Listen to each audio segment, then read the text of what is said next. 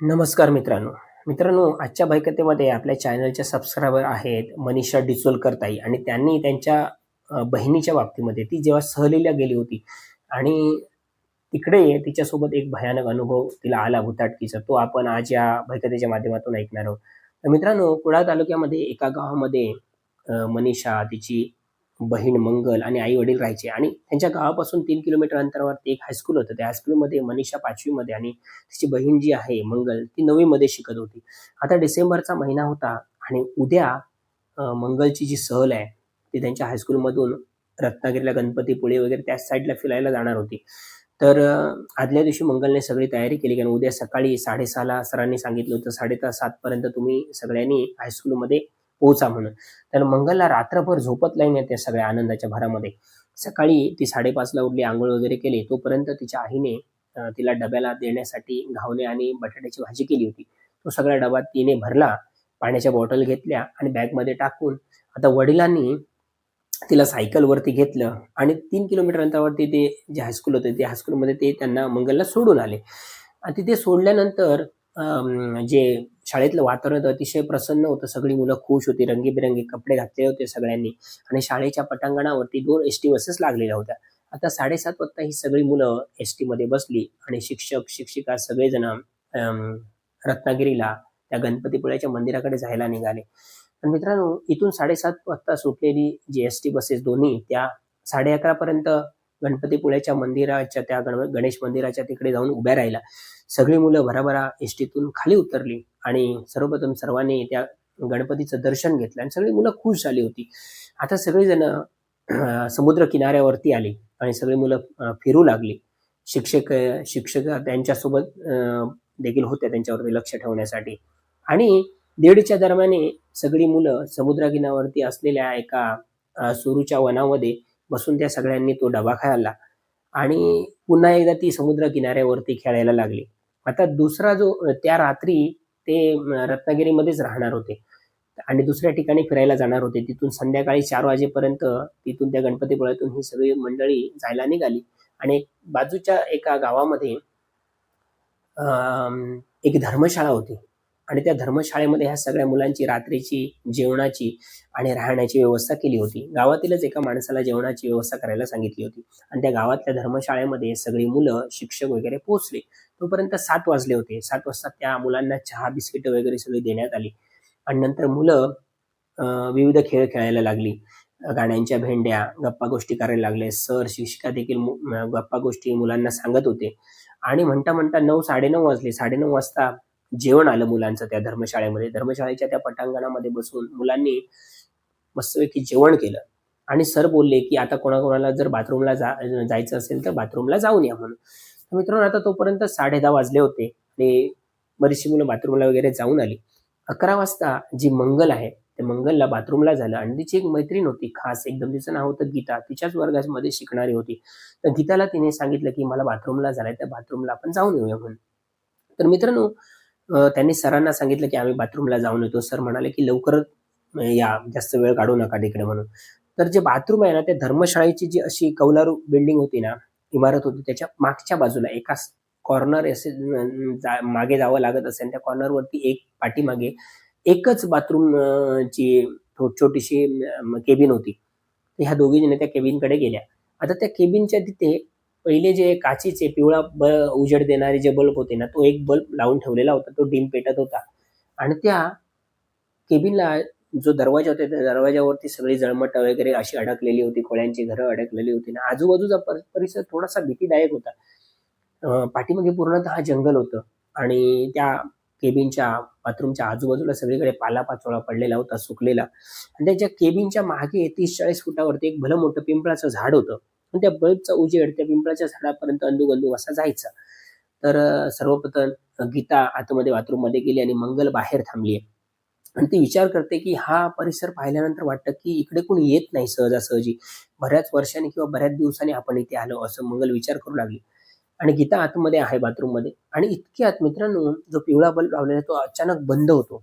अचानक बंद झाल्यानंतर मंगल घाबरते. कारण या नवीन शिकणाऱ्या मुली आणि अनोळखी ठिकाणी एकदम काळोख पसरतो तो बल्ब बंद झाल्यानंतर आणि मग ही घाबरते आणि ती गीताला हाक मारली, गीता गीता.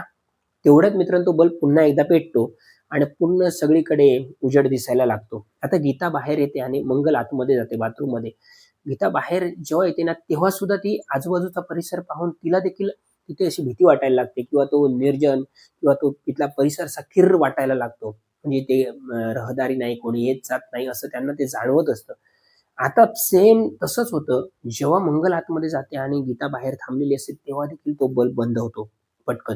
आता गीता देखील घाबरते, की अचानक बल्ब बंद झाल्यानंतर सगळीकडे काळोख पसरला आणि ही पण घाबरते आणि मंगलला सांगते, "अगं मंगल, अगं चल लवकर, तो बल्ब बंद झालाय. मला भीती वाटते, बाहेर काळोख झालाय सगळीकडे."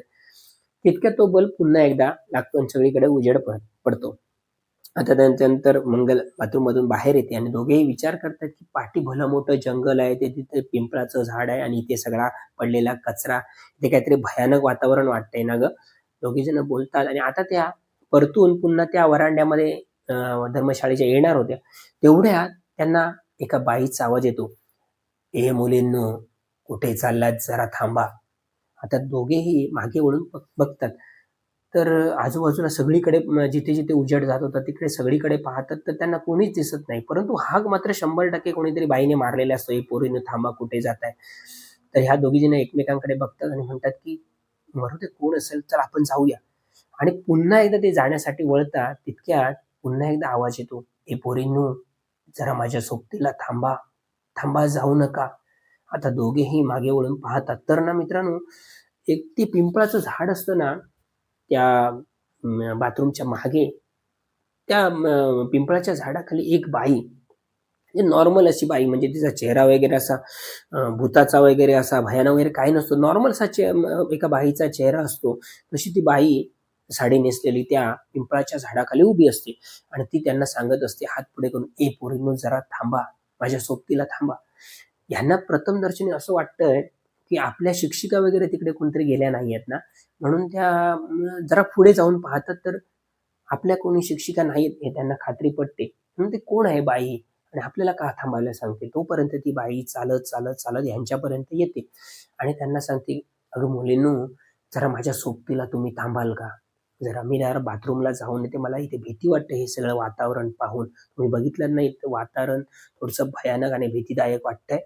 तर म्हणतो, "हो, आम्हाला पण असं भीती वाटली इथे आल्यानंतर." ती ती बाई सांगते, की "मी बाथरूमला जाते. जरा बाहेर तुम्ही उभे राहा. मी बाथरूमला जाऊन येईपर्यंत." तर ह्या दोन्ही मुली म्हणतात, की "ठीक आहे, तुम्ही आतमध्ये जा. आम्ही बाहेर तुमच्या सोबतीला थांबतो." आणि ती हळू-हळू चालत येते आणि बाथरूमचा दरवाजा उघडते आणि आतमध्ये जाते आणि त्यांना सांगते, "इथेच थांबा हां, मी लगेच जाऊन येते. तुम्ही कुठे जाऊ नका." तर ह्या दोघी म्हणतात, "हो ठीक आहे, तुम्ही जाऊन या. आम्ही बाहेर उभे आहात म्हणून." आणि मित्रांनो, ती जशी आतमध्ये जाते आणि दरवाजा आतून बंद करते, तसा पुन्हा एकदा तो बल्ब बंद होतो. हे दोघेजण आता एकमेकांचा हात घट्ट पकडतात आणि आता दोघींनी म्हणतात, "अगं करायचं काय? आपण जाऊया काय व्हरांड्यामध्ये?" तर ती म्हणते, "नको, आपण तिला सांगितले ना बाहेर थांबूया म्हणून. आता ती पण घाबरते आपल्यासारखीच. आपण कशी जाणार सोडून?" अशी मंगल म्हणते तिला. तितक्यात बल्ब तो पुन्हा एकदा लागतो. एक 15-20 सेकंदासाठी ती लाईट जायची आणि पुन्हा यायची. तसा तो बल्ब पुन्हा लागला आणि आता बराच वेळ झाला. 1 मिनिटं झाली, 2 मिनिटं, 3 मिनिटं, 4 मिनिटं, 5 मिनिटं झाली तरी आतमध्ये ती गेलेली बाई अजून बाहेर येत नाही. आता ह्या दोघी जणी तिला हाक मारतायत. "ओ बाई चला बाहेर लवकर या. आम्हाला सर नाहीतर ओरडणार आहेत. आम्हाला जायचंय." तर ती बाई आतमधून 1 नाही आणि 2 नाही, काहीच बोलत नव्हती. त्या पुन्हा एकदा हाक मारतायत, दरवाजा वाजवतायत, की "बाई उठा लवकर, आम्हाला जायचंय. चला बाहेर या. नाहीतर आम्ही आता निघून जाणार." तरी देखील आतमधून कोणताही आवाज येत नाही. आता ही दोघी जण तो दरवाजा आतमध्ये ढकलतात तर तो दरवाजा आतमध्ये उघडतो आणि बघतात तर आतमध्ये कोणीच नसतं. ती बाई नसते किंवा कोणीच नसतं. आता हे दोघेही घाबरतात. असा काय प्रकार हा घडला? आत्ता तरी बाई ती आमच्यासमोर आतमध्ये गेली. आता दरवाजा आम्ही उघडून बघतो आतमध्ये कोण नाही. तर तेवढ्यात आता ही परत एकदा त्या व्हरांड्याकडे धर्मशाळेच्या येणार होती विचार त्याने केला. तेवढा पुन्हा एकदा त्या पिंपळाच्या झाडाकडनं त्या बाईचा पुन्हा एकदा आवाज आला, "ए पोरींनो जरा थांबा, जरा थांबा. जरा इकडे या." आता ही दोघी जण घाबरली, म्हणतात, "आत्ता ही बाई आमच्या समोर आतमध्ये गेली होती आणि आता त्या पिंपळाच्या झाडाकडे कशी काय गेली?" तर मंगल गीताला सांगते, "अगं लाईट जेव्हा गेली असेल ना, तेव्हा ती बाहेर आली असेल आणि तिकडे गेली असेल. चल आपण ती काय म्हणते ते बघूया." तर गीता सांगते, "नाही ना, तिकडे जायचं नाही. मला काहीतरी हा वेगळा प्रकार वाटतोय." तर मंगल सांगते, "अगं काही नाही गं. ती बघ बाई तिथे उभी आहे. मग आपण तिला फक्त विचारून येऊया काय झालं आणि आपण जाऊया मग वरांड्यामध्ये. तर गीता जायला तयार नव्हती. इतक्यात ती बाई ना ह्यांच्या समोर आली. तिकडून चालत हळू त्या पिंपळाच्या झाडाखालनं ह्यांच्यापर्यंत पोहोचले मित्रांनो. आणि आता ती समोरासमोर उभी राहिलीत. गीता इकडे मंगल आणि समोरच्या साईडला ती बाई. आणि ती बाई डोळ्यात डोळे घालून मंगलच्या एकटक ती मंगलकडे बघत राहिली. जवळजवळ 1 मिनिट. आता मंगलला जी गीता आहे ती हलवते. "अगं मंगल, मंगल तिच्याकडे काय बघतेस? चल आपण जाऊया." मंगल म्हणते, "थांब गं थांब, जाऊया जरा थांब." आणि मित्रांनो ती बाई अक्षरशः ना त्या दोघांना म्हणाली, "चला माझ्या मागून या. मी तुम्हाला फिरायला नेते. इकडे फिरण्यासारखं भरपूर काय-काय आहे. बघण्यासारखं भरपूर काय-काय. चला माझ्यासोबत. चला मी तुम्हाला फिरायला नेते." तशी मंगल हळू पावलं टाकत ना त्या बाईच्या मागनं जायला निघते. आता ती जी गीता आहे ती मंगलच्या हाताला पकडते. "अगं मंगल जातेस कुठे तिच्यासोबत? तुला वेड लागलंय का? ती बाई कोण आहे तुला माहिती आहे? तर मागे फिर." आता मंगल तिचा हात झटकते जोराने आणि सांगते, "चल तू पण माझ्यासोबत चल. आपण फिरायला जाऊ त्या बाईसोबत." आणि मंगल हळू पावलं टाकत पुढे जात असते. आता ही गीता जोरजोरात ओरडते, "अगं मंगल मागे, मागे तिकडे जाऊ नकोस. तिकडे भयानक जंगल आहे आणि ती बाई कोण आहे काय माहीत आपल्याला. कोणतरी भूत-बीत असेल, तू तिकडे जाऊ नकोस." तरी ती मंगल हळू चालत ना मित्रांनो त्या पिंपळाच्या झाडापर्यंत पोहोचते आणि तिथे ती बाई उभी असते. ती बाई ना मंगलकडे म्हणते, "मंगल, चल मी तुला फिरायला नेते. इथे ह्या जंगलामध्ये भरपूर काय-काय बघण्यासारखं आहे. चल मी तुला फिरायला नेते." आणि अक्षरशः ना ती त्या जे पिंपळाचं झाड असतं, त्या झाडावरती अक्षरशः अशी मिठी मारून अशी सरडा जसा चढतो ना झाडावरती, त्या खोडावरून ती अक्षरशः अशी सरड्यासारखी सरासर वर चढायला लागते. हे सगळं बघितल्यानंतर आता मात्र अ, गीता घाबरते आणि गीता जोरजोरात ओरडायला लागते, "सर धावा, बाई धावा, धावा. मंगल ती बघा जंगलाच्या दिशेने जाते, जंगलाच्या दिशेने जाते. धावा, धावा." आता सर, काही मुलं, शिक्षिका सगळ्या धावत येतात.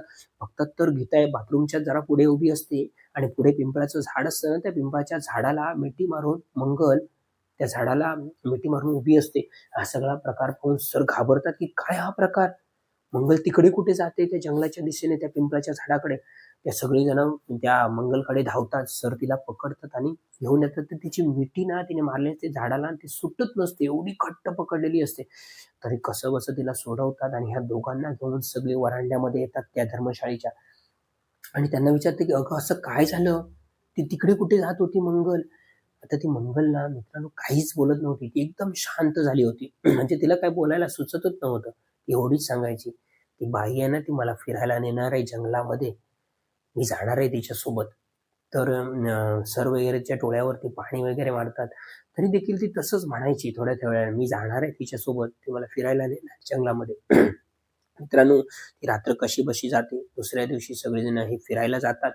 आजूबाजूच्या जे काही ठिकाणं बघण्यासाठी होती ती आणि दुपारी 3च्या आसपास सगळेजण पुन्हा एकदा कोकणामध्ये, कुडामध्ये त्यांच्या हायस्कूलकडे यायला निघतात आणि संध्याकाळी 7-7:30 पर्यंत पोहोचतात. मंगल आपल्या घरी येते. त्यानंतर सगळी मुलं आपापल्या घरी जाते. गीता आपल्या घरी जाते आणि मित्रांनो, मंगल त्या दिवसापासून शांत राहायला लागते आणि रात्री ना ती झोपेत मात्र अशी बडबडायची, की "ती बाई मला फिरायला नेणार आहे. मी तिच्यासोबत जाणार आहे जंगलामध्ये." तर पहिल्या ते वडिलांना हे आणि आईला रात्रीच कळतं, की ही अशी अचानक काय बडबडते. वडील म्हणतात, की फिरून आली आहे त्यामुळे कदाचित बडबडत असेल, ताण असेल प्रवासाचा म्हणून. तर मित्रांनो, एक 2-4 दिवसांनी ती अशीच बडबडायची, की "मी जाणार आहे तिच्यासोबत. मी फिरायला जाणार आहे. ती मला फिरायला नेणार नाही." अशी. आता ह्या वडिलांना काय कळत नाही, की काय प्रकार याच्या बाबतीमध्ये चाललाय. ही जेव्हापासून सहलीला जाऊन आली ना, तेव्हापासून हे प्रकार सगळे तिच्या बाबतीमध्ये घडतायत.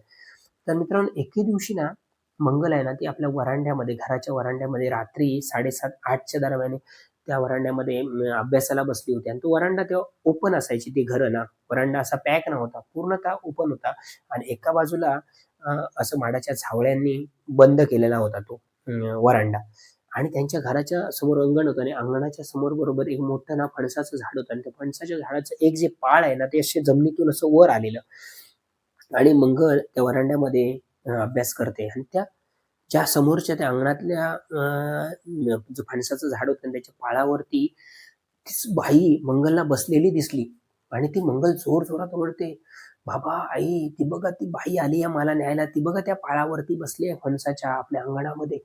आता तिचे आई-वडील धावत-धावत बाहेर येतात आणि बघतात बॅटरी मारून, "कुठे आहे? कुठे आहे? कोण आहे बाई?" तर ती सांगते, "ती बघा त्या फणसाच्या पाळावरती बसली आहे." आता वडील बघतात फणसाच्या झाडावरती कोणी बसलेलं नसतं. ती म्हणतात, "अगं कोण आहे? तुला भास होतोय. चल तू आधी घरात चल पहिल्यांदा." तिला ते घरात घेऊन येतात आणि हे म्हणतात, "अगं मंगल कोण नाहीये. तुला काहीतरी भास होतोय आणि वेड्यासारखी काय रात्रीची बडबडतेस तू?" तर ती सांगते, "नाही हो बाबा, मला ना आम्ही शाळेच्या सहलीला गेलो होतो ना आम्ही, त्या बाथरूमच्या तिकडे ती मला बाई भेटलेली आणि ती मला फिरायला नेणार आहे आणि मी जाणार आहे तिच्यासोबत." असं ती बडबडायला लागते आणि वडील वगैरे आता मात्र म्हणतात, की सहलीला गेल्यानंतर ती बाई दिसली म्हणजे काहीतरी प्रकार हिच्या बाबतीत सहलीला घडलेला आहे. आता ते दुसऱ्या दिवशी गीताच्या घरी जातात आई-वडील आणि गीताला विचारतात, "गीता, अगं नक्की काय झालंय? तुम्ही सहलीला गेलात तेव्हा?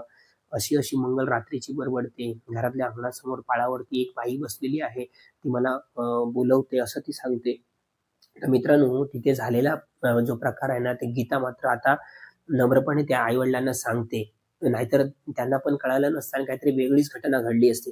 पण तिथे जो झालेला प्रकार आहे ना, त्या बाथरूमच्या पाठीमागे त्या पिंपळाच्या झाडाखाली ती बाई आली, ती बाथरूममध्ये गेली, त्याच्यानंतर नाहीशी झाली. हा सगळा प्रकार जसाच्या तसा गीता त्यांच्या आई-वडिलांना सांगते. आता तिचे आई-वडील समजतात, की हिला नक्कीच काहीतरी भुताची बाधा झालेली आहे म्हणून. तर आता ते म्हणतात, की कुठल्यातरी मांत्रिकाकडे आपल्याला गेलं पाहिजे. नाहीतर हिच्या अंगात जे भूत आहे किंवा हिला जे समोर भूत दिसतं ना, ती तिला सोडणार नाही किंवा ती आयुष्यभर ती तिला त्रास देईल. आता एका गावामध्ये एक मांत्रिक होता. त्या मांत्रिकाकडे आई-वडील जातात. आई-वडील जातात आणि त्यांना सांगतात, की अशी-अशी ती सहलीला गेली होती आणि तिच्यासोबत हा प्रसंग घडलेला आहे. तर तो मांत्रिक असं मन लावून थोडा ध्यानस्थ होतो आणि त्यांना नंतर सांगतो, की ही जिथे सहलीला गेली होती, त्या सहलीच्या जी इथे राहायला होती, त्याच्या मागे एक पिंपळाचं झाड आहे आणि त्या पिंपळाच्या झाडावरती एक 20-25 वर्षापासून हडळ राहते आणि ती हडळ हिला दिसलेली आहे. तिची आणि हिची भेट झाल्यामुळे तिचा जो आत्मा आहे तो हिला त्रास देतोय. हिच्या तो अंगात शिरलेला नाहीये, परंतु हिच्या आजूबाजूला तो वावरतोय आणि तो आत्मा हिच्यासोबत आता तो तुमच्या घरापर्यंत आलेला आहे आणि तो हिला त्रास देतोय.